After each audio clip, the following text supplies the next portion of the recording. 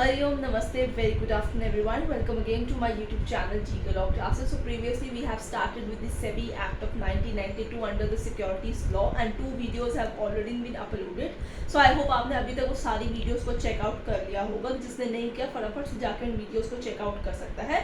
आज की वीडियो और वो वीडियोस पसंद आए तो लाइक शेयर डेफिनेटली कीजिएगा. जिसने चैनल को सब्सक्राइब नहीं किया आज ही हमारे चैनल को सब्सक्राइब कर लीजिए.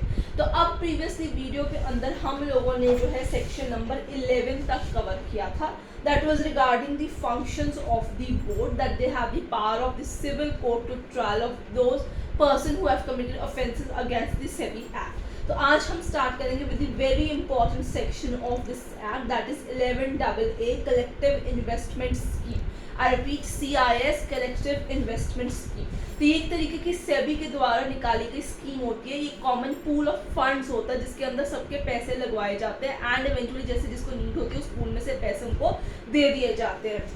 So this particular scheme or arrangement of the pooling of fund is made and offered, number one, by the contributions or the payments which are made by investors pooled and utilized. तो वही पैसा इसमें लगाते हैं, उन्हीं का पैसा उन्हीं के यूटिलाइजेशन में यूज होता है with a view to receive profits, income produce or property from such kind of collective investment schemes. So यहाँ पे प्रॉपर्टीज बेसिकली उनके बिहाफ से मैनेज नहीं की जाती. The investors do not have any kind of day to day control over management operation in regard to this particular collective investment scheme, because इस scheme की जितनी भी day to day management operations होती हैं ये सेबी बोर्ड जो है वो ध्यान में यहाँ पे रखता है.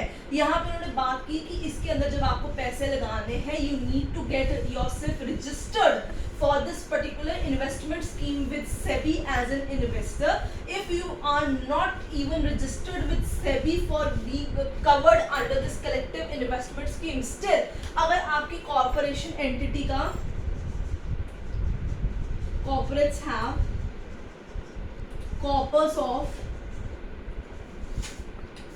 100 crore rupees and they are not registered, still they can be part of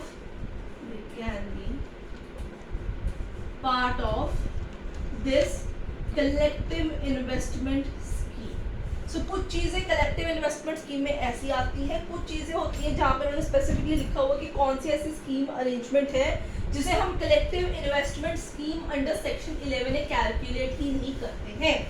so students, I hope आपको ये समझ में आ रहा होगा. इसके अंदर बेसिकली आपको सिर्फ सारे पॉइंट्स को लिख के इनको याद करना होगा. इसमें ज़्यादा कुछ डिफिकल्ट पॉइंट्स नहीं है जो आपको कैलकुलेट करने हैं. उन्होंने जनरल पैराग्राफ्स में एक्ट के अंदर एक्सप्लेन किया है. Now the question is which is not a collective investment scheme. कौन सी ऐसी scheme arrangement of pooling of funds जो इसको हम CIS नहीं मानेंगे. So which is not a CIS, a scheme or arrangement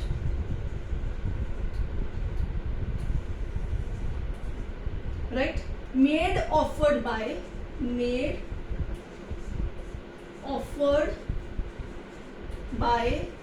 a cooperative society. अगर उन्होंने कोई स्कीम अरेंजमेंट बनाई है for pooling of funds, that will not be considered as a CIS according to the SEBI Act. Deposits accepted by a non-banking financial corporation NBFC.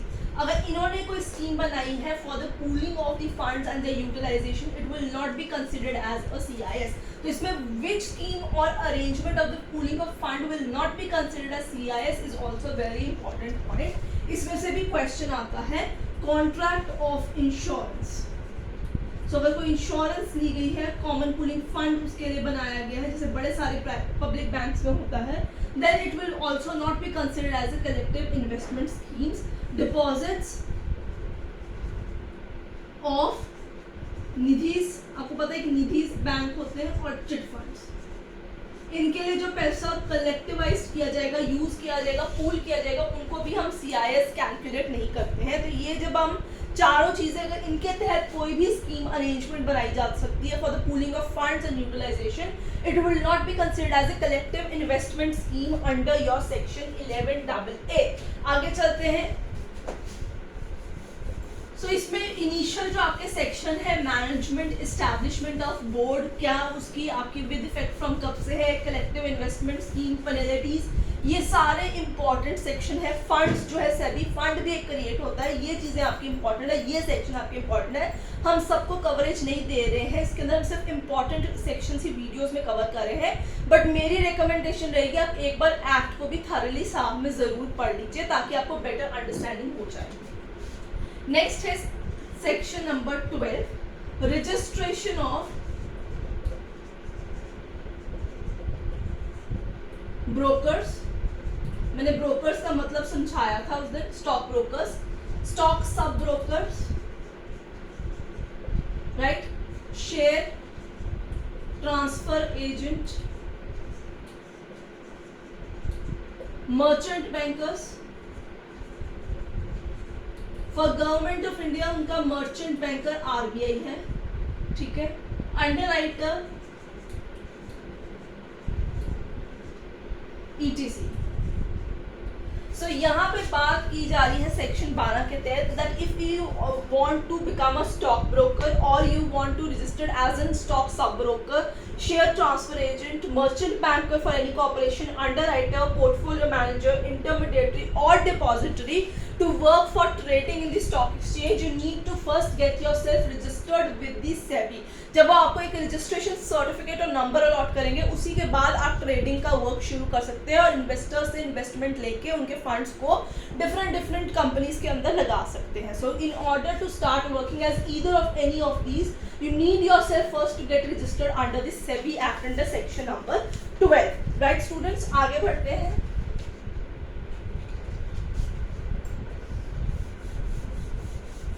अगला भी important section है 12A। It's an important section again, right students. Prohibition of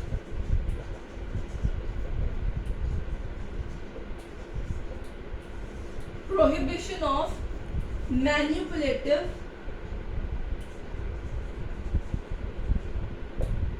deceptive devices है यहाँ पे पूरा word, insider trading,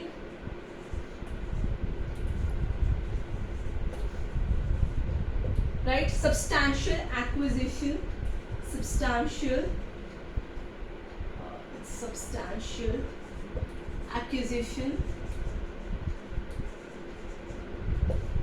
of securities and control,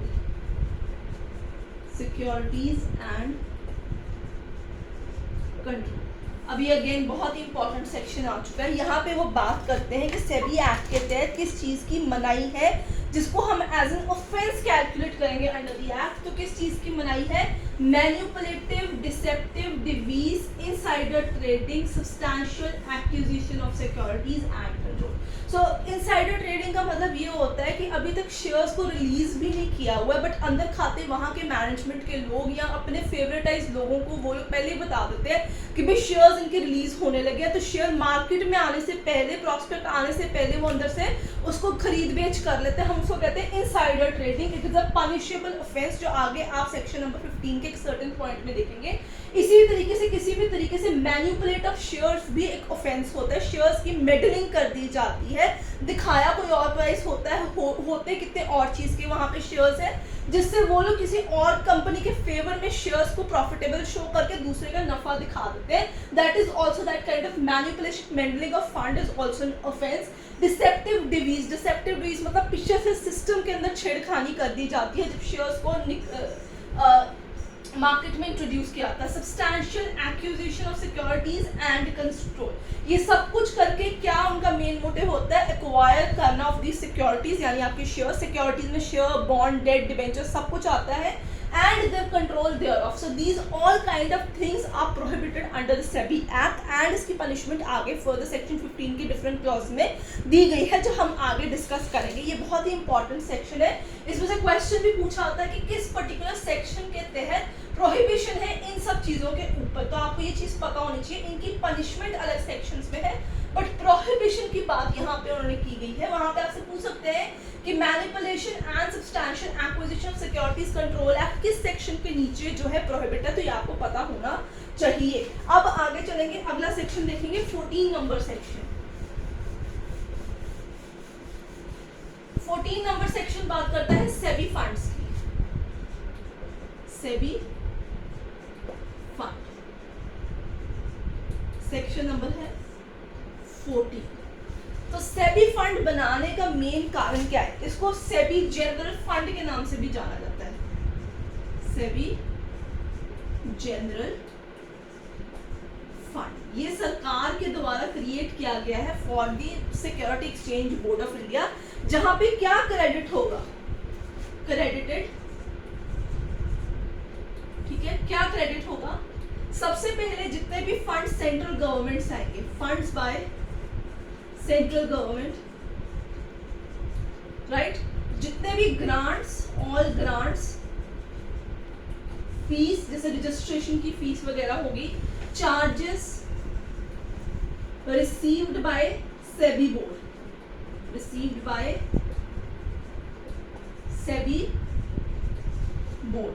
ठीक है, जितने भी सैलरीज एंड एक्सपेंसेस. तो इस फंड को बेसिकली बनाने का क्या मोटिव है? To meet salaries and expenses of board and its employees. ठीक है ना, कहाँ से सैलरी आपको आएगी? इस पर्टिकुलर फंड में जो पैसा जो है सरकार के द्वारा जितने फीस वगैरह वो चार्जेस करेंगे वो यहाँ से सारी आएंगी. अब हम बात करेंगे सबसे इंपॉर्टेंट सेक्शंस की सेबी एक्ट के अंदर, जिसमें से बहुत सारे क्वेश्चंस आते हैं. इसमें से भी क्वेश्चन आता है तो ये भी इंपॉर्टेंट सेक्शन ही है आपका कि सेबी जनरल फंड किस सेक्शन में आता है और उसमें क्या क्रेडिट होता है, ये क्वेश्चनेबल एरिया रहता है आपके पास. अब आगे चलेंगे पेनल्टीज. पेनल्टीज सेक्शन है 15 to 15H, 15A से लेके 15HB तक. ठीक है, तो अब हम समझने की कोशिश करते हैं कि इसके अंदर क्या आता है. सबसे पहले फेल टू फर्निश, ठीक है, इंफॉर्मेशन ऑन रिकॉर्ड्स. ठीक है, आपसे कोई डिटेल मांगेगी किसी कंपनी से, किसी इन्वेस्टर से, किसी से भी, तो 15A के तहत अगर आप फेल हो जाते हैं इसको फर्निश करने से तो कितनी सजा मिलेगी? 1 लाख रुपया minimum to maximum of 1 crore rupees. 1 lakh to 1 crore rupees, right. तो लिखते जाइए इसको, मैं फटाफट आप लोगों को बताने जा रही हूँ. Failure to enter into contract with client. ठीक है, विद क्लाइंट. इन्वेस्टर्स के साथ अगर ब्रोकर जो है उसने जो है किसी भी तरीके से वहां पे डील नहीं की, he fails to meet that area, तो भी मिनिमम 1 लाख रुपीस से 1 करोड़ रुपए तक इसके अंदर रहेगा. Failure to redress grievances of investors 15C 15C, तो भी 1 लाख से लेके 1 करोड़ रुपए तक का यहाँ पे जुर्माना रहेगा. राइट स्टूडेंट्स, आगे चलेंगे. फिर आते हैं mutual funds. Default in mutual funds 15D. Right, so in case of mutual fund again 1 lakh rupees से मैक्सिमम 1 करोड़ रुपीस तक जुर्माना जो है यहाँ पे आपका चला जाएगा. तो मैं टर्न वाइज टर्न लिख रही हूँ, आप इसको पेन डाउन कर लीजिए. इसकी पनिशमेंट मैं साइमल्टेनियसली लिख रही हूँ. कहीं डाउट है कमेंट सेक्शन में मेंशन डेफिनेटली कीजिएगा. I help you out there. ठीक है, डरना नहीं है. कहीं अगर आपको लगता है किसी और डिटेल में आपको डिमांडिंग है तो आप मुझसे पूछ सकते हैं. I can help you out there also. fail to observe rules and regulations. Board ने रूल रेगुलेशंस का गठन किया है, आप फेल हो जाते हैं to observe in that area by किसके द्वारा, फेलियर किसके द्वारा होता है, एसेट मैनेजमेंट कंपनी के द्वारा ऑफ म्यूचुअल फंड्स. पूरी लाइन ही लिख दी आपके सामने मैंने. 15E 1 lakh rupees to 1 crore rupees max of fund. Failure by stock brokers. ठीक है, वो किसी भी तरीके की अगर कोई भी गलती करते हैं which is an offence in the eyes of board. 15F again 1 lakh rupees to 1 crore rupees. Insider trading लीजिए, very important. Insider trading 15G 15G. ठीक है, 12 में हम बात कर रहे थे इनसाइडर ट्रेडिंग की. यहाँ पे कितनी होती है, मिनिमम पनिशमेंट अलग हो गई है 10 लाख रुपीज से लेके मैक्सिमम 25 करोड़ रुपए तक. यहाँ जितनी अमाउंट की इनसाइडर ट्रेडिंग की गई है उसका 3 गुना यहाँ पे लग जाएगा. ठीक है स्टूडेंट्स, अब 2-3 सेक्शन रह गए, इसी के साथ इस एक्ट को फटाफट से बाइंड अप कर लेंगे. राइट, आई होप आपको वीडियो पसंद आ रही होगी. fraudulent and unfair trade practices in regards to your security markets. 15HA. Right students, minimum 5 lakh. ठीक है, maximum 25 crore rupees. Right, or 3 times the profit earned. 3 times the profit earned. Right, no separate penalty. अगर किसी के लिए किसी particular act के अंदर कोई पर्टिकुलर चीज उसने कमिट की है, उसके लिए कोई सेपरेट पेनल्टी दी ही नहीं गई. जैसे बीएनएस में होता था, आईपीसी में 511 सेक्शन होता था, नो सेपरेट पेनल्टी, तो कौन सी सजा आती थी. ठीक है ना, उसी तरीके से अगर किसी की पेनल्टी नहीं दी गई सर्टेन ऑफेंस की, तो मिनिमम 1 लाख रुपीज से मैक्सिमम 1 करोड़ रुपीज तक. सारा कुछ फाइन में ही जाता है, सजा नहीं होती, फाइन ही होता है. So fine only.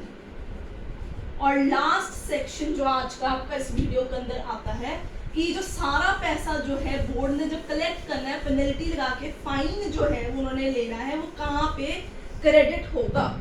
So all penalties will be credited into consolidated fund of India. Consolidated fund of India. Section है 15J. So this is all about your SEBI act. I hope आपको आज की वीडियो पसंद आई होगी. पसंद आई है तो लाइक शेयर डेफिनेटली कीजिएगा. जिसने चैनल को सब्सक्राइब नहीं किया, आज ही हमारे चैनल को सब्सक्राइब कर लीजिए. एंड स्टूडेंट्स, कोई भी डाउट हो, don't forget to make a comment. I will see you next with another video from the security laws. Till then keep learning.